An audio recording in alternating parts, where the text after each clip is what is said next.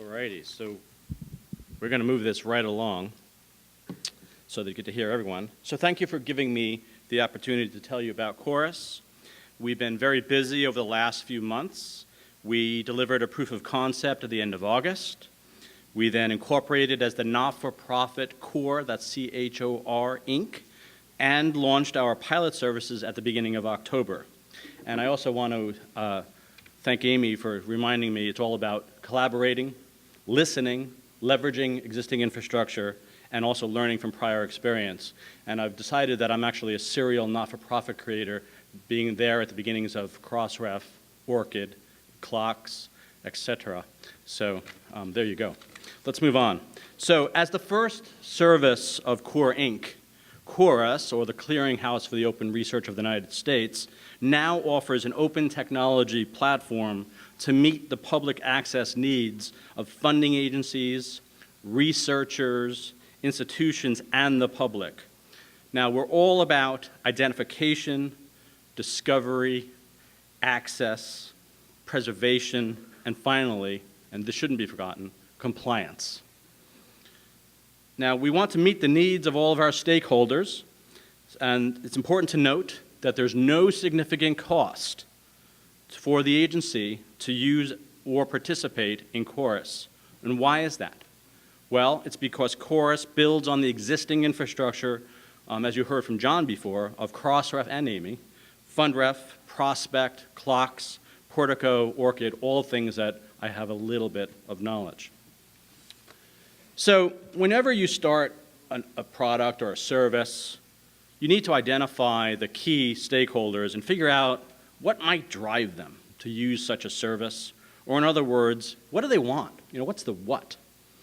So Chorus has identified around 10 personas, but today I will only mention the top 5, and I'm only going to touch on the very top key drivers. You'll be able to download the presentation and actually read through these more. And by the way, I'm happy to accept feedback about any of these. So this is a collaboration because I want to make these personas as accurate as possible because it helps drive the product development. So, but keep in mind that personas are about what the stakeholders want and what they desire. It does not mean that every desire can or should be delivered. So, here's Alan. He's arguably one of our more important personas. He's the agency department head, and he wants to meet the OSTP guidelines. He wants to measure grantee and agency compliance with those guidelines. And he also wants to show how the agency's investments are having impact or return on investment. And obviously, he wants to provide access to his constituents. As I said, I'm not going to read through every bullet. Nextly, we've got Rachel, the researcher. Now, she wants to obtain funding for her research. She wants to comply, and note here, with the funding agency requirements, not the OSTP necessarily. She wants to know the sources of funding in her area of research. And she also wants to have access to the best available version of content in her research area. And by best available version, if you read the footnote at the bottom there, it means either the accepted author manuscript or the version of record. So we move on to Lodi, the librarian, which some of you in this room might be familiar with. She wants to have access to the best available version too, but she's doing it on behalf of her patrons or for her own research. She also might want to do text and data mining for those articles, all about things for her patrons. She wants to know that the articles that are reporting on funded research are going to be readily available in perpetuity. She wants to help the researchers comply with the funding agency requirements. And we've heard that as a theme over the last 2 days. And she will also want to build discovery tools for those very same researchers. Now, Peter the public, he's got some different drivers. He also wants to have access to the best available version, but he wants to do it because he wants to maybe research a problem that he has, or he wants to drive some economic development that he's working on. He also just wants to see generally what the government is funding. He wants to learn about the impact of specific agency grants. He wants to understand the latest developments in science and putting things in context. He wants to have content connected to learning tools.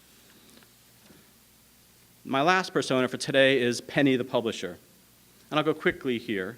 But she wants to help her authors and her institutions comply with the funder mandates, but she also wants to retain traffic on her journal websites to better demonstrate value to librarians and also to attract whatever little left there is of advertising revenue. So, how does Chorus work? Remember, this is working now. So, when a researcher submits a paper to a journal, they will interact with the manuscript tracking system. And you can see some of the manuscript tracking systems there, and they're all in various different states at this point. The system will then prompt the author to identify the funding agencies behind that article using a controlled hierarchical vocabulary as well as the grant IDs. So once the researcher puts that in, that's it. That's all that's required of the researcher. They're done. As far as they're concerned, they're going to let Chorus take over and let the publishers take over after this. The paper will then go through the regular peer review process and is published. So now, there's always this bit about preservation, and it's part of the OSTP memo. So when the paper is published, it's automatically deposited in at least one dark archive, which includes clocks or Portico, or potentially another archive or a repository chosen by a funding agency. PubMed Central could be an example of that. The paper is then permanently archived in these repositories, but in most cases, it's not made available. So, how does the access part work?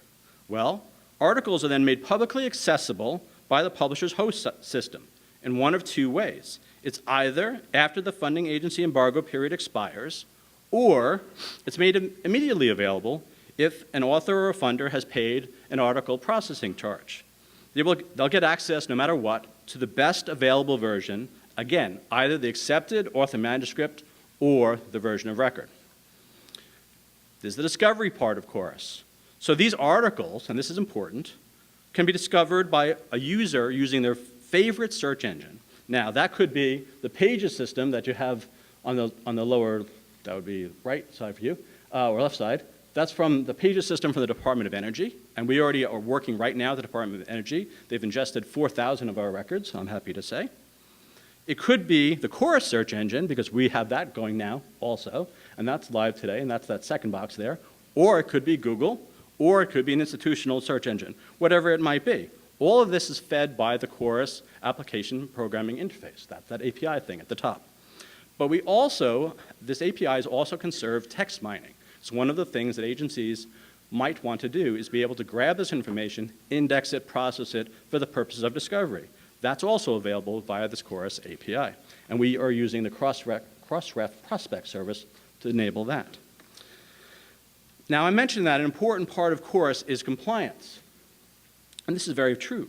The Chorus API feeds the Chorus dashboard, which is now live in pilot, and then a government institution or publisher reporting system can use that to make reports. But also, one of the things that Chorus has done to demonstrate this, but also we found it to be very useful for some of the smaller agencies, is we've developed this dashboard. And this dashboard actually reports on what the publishers actually are doing. So are they actually doing what they said that they're going to do? So are they actually, can we actually identify the articles? Are the articles actually preserved? Are they publicly accessible? And ultimately, do the articles have some kind of proper, acceptable reuse license? So, during the last few weeks, I've had many questions about the Chorus timeline. Here's a graphic showing our current plans. And you can see that we're now in our pilot phase, and we're also in our fundraising phase. And I've got a minute left here. So we'll review our pilot phase in the new year, which will then lead us right into our production phase in early 2014. And there was share mentioned before, so I wanted to say that we have a share slide here. So Chorus and Share did indeed meet in August 2013 to discuss our initiatives and explore areas of possible collaboration.